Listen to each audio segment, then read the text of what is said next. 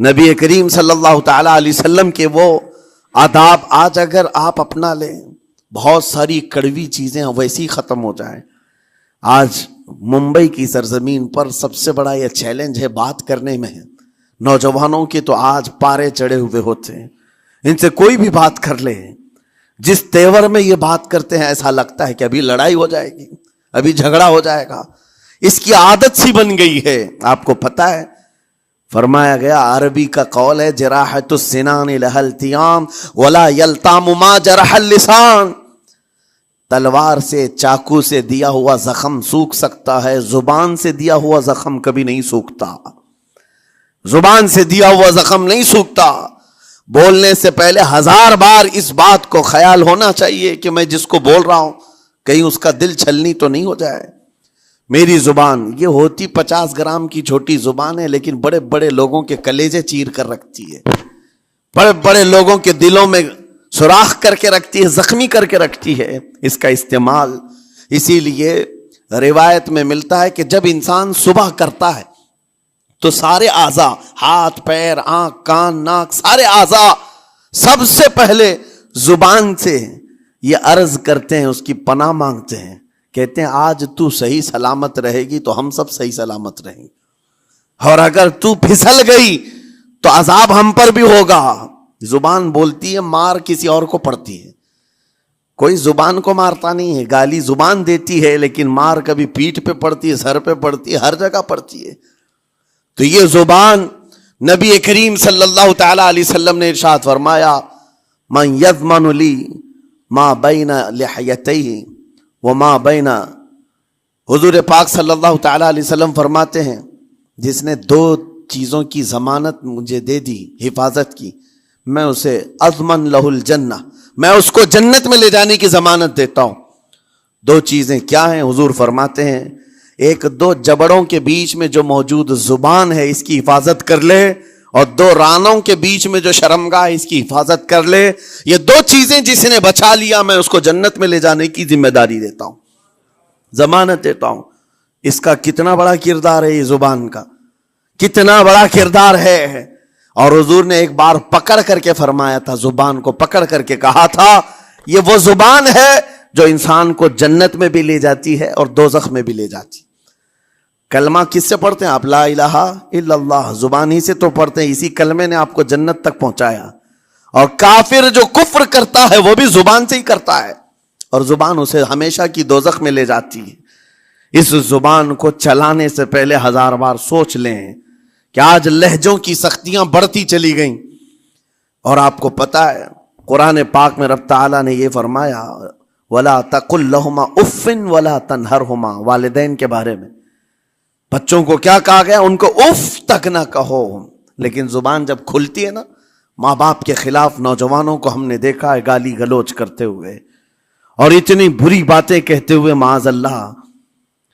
عزیزان گرامی وقار، حضور نے تو یہ فرمایا، جس نے پلٹ کر کے اپنے ماں اور باپ کو سخت لہجے میں بات کیا یا ان کی نافرمانی کی، حضور فرماتے ہیں میرا دل چاہتا ہے کہ اس کے گھر کو آگ لگا دوں، آگ لگا دوں. اس لیے اس بات کو ہمیشہ یاد رکھیں، تمہارے لہجے کی سختیاں کسی کو زخمی کر دیں تو آخرت خراب ہو جائے گی، آخرت خراب ہو جائے گی. حضرت علقمہ رضی اللہ تعالیٰ عنہ حضور کے صحابی ہیں، حضور صلی اللہ علیہ وسلم کے صحابی ہیں. آخری وقت آ گیا تھا لیکن زبان نہیں کھلتی تھی.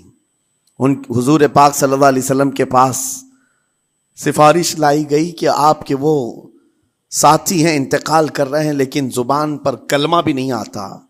حضور تشریف لائے، دیکھا، پوچھا گھر میں ان کے کون کون ہے؟ کہا بیوی ہے اور ماں ہے. ماں کو بلایا اور کہا علقمہ کے بارے میں کیا کہتی ہو، کیسا تھا؟ کہا بہت اچھا، پرہیزگار، عبادت گزار، ساری نیکوکاریاں اس کے اندر ہیں. تو پھر حضور نے پوچھا اچھا یہ بہت نیک تھا، تم بھی اس سے راضی ہو کہ نہیں ہو؟ ماں نے کہا میں نہیں راضی ہوں، میں راضی نہیں ہوں. کہا کیوں، وجہ کیا ہے؟ کہا یا رسول اللہ میرا اکلوتا بیٹا، میرا تنہا بیٹا تھا، بڑی محبتوں کے ساتھ اس کو پالا تھا، اور جب میں نے اس کی شادی کی اپنی بیوی کو لایا، اور جب بیوی گھر پر آ گئی تو میری بات کو ہلکے میں لیتا, اپنی بیوی کی بات کو فوقیت دیتا, ترجیح دیتا. اور اس وقت غالباً یہ باتیں تھی کہ زبان سے کوئی کلمہ ان کے نکلا ہوگا جو بیوی کی حمایت میں تھی. ماں کو تکلیف پہنچ گئی. کہا میرا دل گوارا نہیں کرتا, میں اس سے راضی نہیں ہوں. باقی وہ بہت نیک بندہ ہے, بہت اچھا ہے. حضور نے فرمایا دیکھو زندگی کے آخری پڑاؤ پر آ چکا ہے, روح نکلنے کو ہے, معاف کر دو. وہ بھی صحابیہ تھی. انہوں نے کہا آقا آپ کا حکم ہے یا مشورہ ہے؟ اگر حکم ہے تو پھر ماننا ہے. حضور نے فرمایا نہیں, حکم نہیں مشورہ ہے. کہا مشورہ ہے تو پھر دل نہیں چاہتا, دل نہیں چاہتا. حضور نے فرمایا صحابہ سے کہ لکڑیاں جمع کرو, آگ لگاؤ اور انہیں اٹھاؤ, آگ میں ڈال دو. آگ دہکائی گئی تو ماں کی ظاہر سی بات ہے ممتا بے چین ہو گئی. کہا ان کو میرے سامنے آگ میں ڈالیں گے؟ کہا ہاں, اس سے بہتر ہے کہ وہاں جلے گا, یہاں جلے. وہ ماں کہتی آقا آپ گواہ ہو جائیں, میں اپنے بیٹے کو معاف کرتی ہوں. ادھر معاف کیا, ان کی زبان پر کلمہ طیبہ جاری ہوا. میرے عزیزو یہ بتانا مقصود اس لیے ہے کہ زبان سے دیے ہوئے زخم خواہ والدین کو ہو, یہ معمولی نہیں ہوتے. ہو سکتا ہے آخری وقت تمہاری زبان بند ہو جائے اور کلمہ طیبہ بھی نہ جاری ہو, زبان کھلنے بھی نہ لگے. یہ حالات آ جائیں گے. اس لیے اپنی زبان کا کنٹرول برقرار رکھو. کس سے کیا کہنا ہے, ابھی میں اس کا دوسرا پارٹ بھی بتاتا ہوں زبان کے استعمال کا. یہ نرمی لہجے کے اندر ہونا بہت ضروری ہے, لیکن کچھ جگہوں پر سختی کی اجازت ہے, لیکن وہ مقامات الگ ہیں. نرم لہجہ حضور پاک صلی اللہ تعالی علیہ وسلم کے فرامین میں سے ہے. ایک بات بڑی بغداد مقدسہ میں نے ایک ولی پاک کی زیارت کی, ان کے آستانے پر بھی میں نے ابھی بیان کیا تھا. حضرت بہلول دانا مجذوب بزرگ تھے اور بغداد کی گلیوں میں کہیں پر بھی بیٹھ جاتے تھے, اور جو جانکار تھے وہ سمجھتے تھے اللہ والا بندہ ہے. مجذوب کس کو کہتے ہیں؟ جس کی یاد الہی میں عقل فنا ہو گئی, ختم ہو گئی. اللہ کے ذکر میں اور اللہ کی یاد میں اپنے آپ کو فنا کر دیا ہے. اس کے اوپر شریعت کا قلم نہیں. ظاہر سی بات ہے شریعت کے سارے احکام اس پر ہیں جس کی عقل سلامت ہے.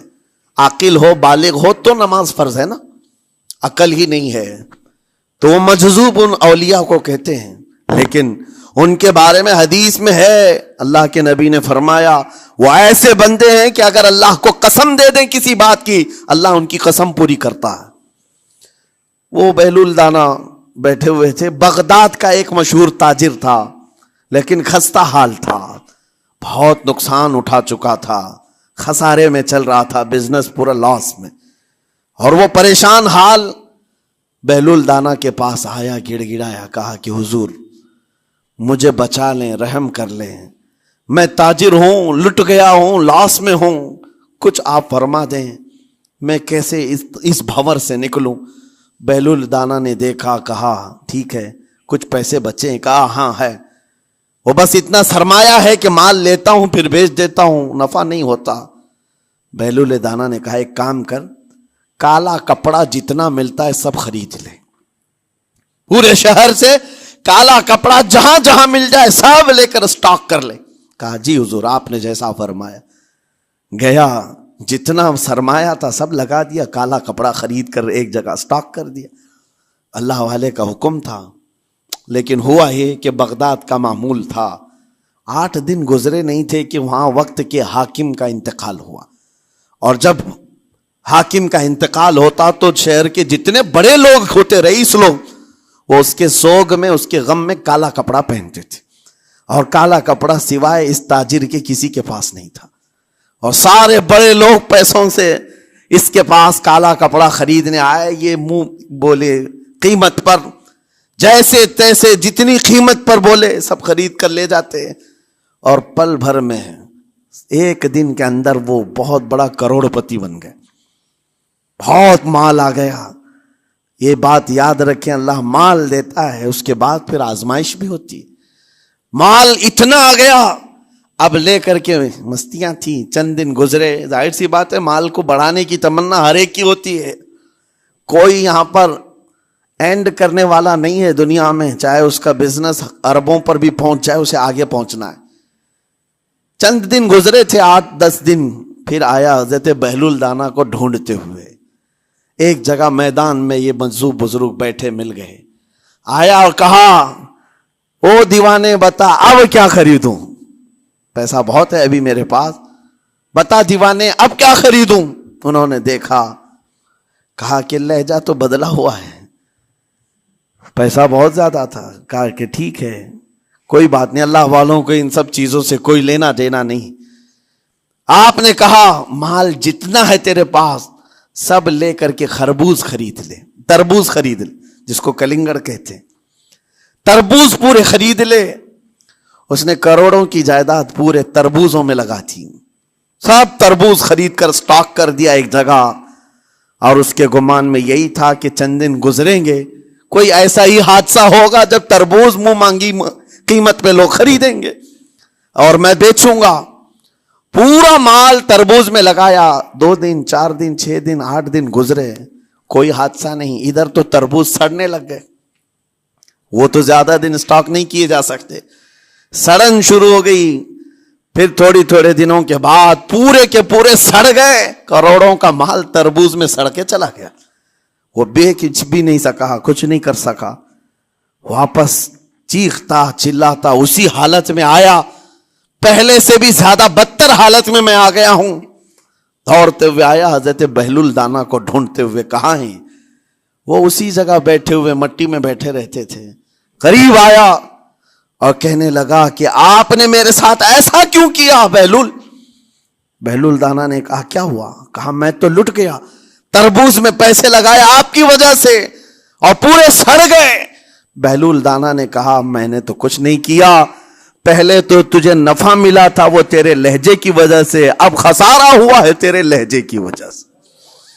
پہلے جو آیا تھا بات کرنے کے لیے اس وقت تیری تمیز الگ تھی، تیری تہذیب الگ تھی، اخلاق الگ تھی. گڑ گڑا کر کہا تھا کہ میں لٹ گیا ہوں آپ رحم کر دیں. دوسری بار آ کر کے کیا کہا؟ او دیوانے بتا کیا خریدوں. لہجہ بدل گیا تو پوری حیثیت بدل گئی. زبان ہماری اونچائی پر بھی لے جاتی ہے اور نیچے بھی لے آتی ہے. اس بات کو ہمیشہ ملحوظ رکھیں کہ اس زبان سے بہت سارے لوگ نفع بھی اٹھاتے ہیں، بہت سارے لوگوں کو نقصان بھی ہوتا ہے. لیکن ساتھ میں یہ بات بھی عرض کروں، نرم گفتگو کرنے کا عادی ہر ایک کو ہونا چاہیے. نرم گفتگو کرنے کا عادی ہر ایک کو ہونا چاہیے، اس کی نیکیوں کی علامت ہے، اس کے اخلاق کی علامت ہے. لیکن ساتھ میں امام شافعی رحمت اللہ تعالی علیہ نے یہ بھی فرمایا، چاہے جتنی بھی نرم طبیعت ہو انسان کی، اللہ اور اس کے رسول کے لیے غیرت ہونی چاہیے. اللہ اس کے رسول کے خلاف بات سنے تو پھر نرم لہجے کا استعمال نہ کرے، پھر وہ بزدلی کہلائے گی.